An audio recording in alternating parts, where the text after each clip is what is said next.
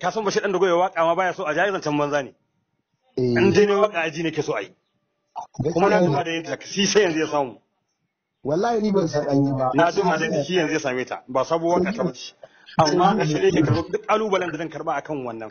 Idan shi Ibrahim da taba ciki to ku fito ku kalubalance ne kana taba shi Ibrahim. Za ku kalubalance ka. To bismillah mu fara. Amma maganar da kake ta yi waka in an ce za a yi waka rai bai baci. To Allah ya tsino wanda ya fasa ka ga wasu wato duk wanda suke yi. Ai waka ne wani kuskure ne a ciki za a kuma gefe guda ba za a samu na ni an magana ba a kuma ana magana a cikin yara. Ai na gaya maka kai ka san idan munafincin ka zan yi ba yau zan yi ba. Yau muke tare da kai. Ai ni in kai ka sani in kai mu abu kiran ka nake a waya ko zo ina kake gaya maka. To ai wannan to ni bai sa kan irin tsarin ba sai a koma gefe guda ana magana da yara na kuskure na iri kaza.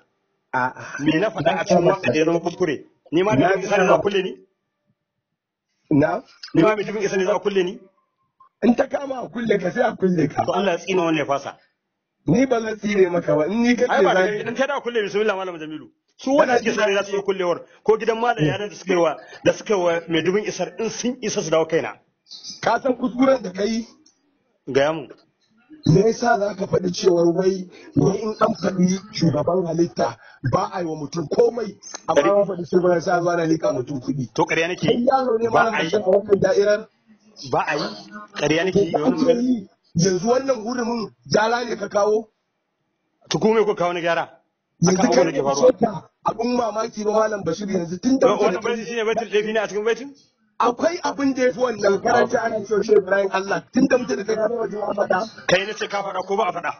To me amfanin faɗar? To don me aka ga wakokin ake faɗa shi Ibrahim Allah ne? Ƙarya nake yi? Ya ji lillahi. Ba ai ba mawaƙan suke yi? Yanzu ni kana ina zan zo in same ka ai. Ina CTV kuma yanzu zan baro in dawo gida daga gida zan zo tudun yau da zan yi majalisi ƙarfe 4 na yamma. Di da kake ne ma in ne ma kake ma zo inda kake. A'a ni zan zo ai ni nake neman ka. Ya kamata da Allah ya zamantake tare ya amfani kuma a san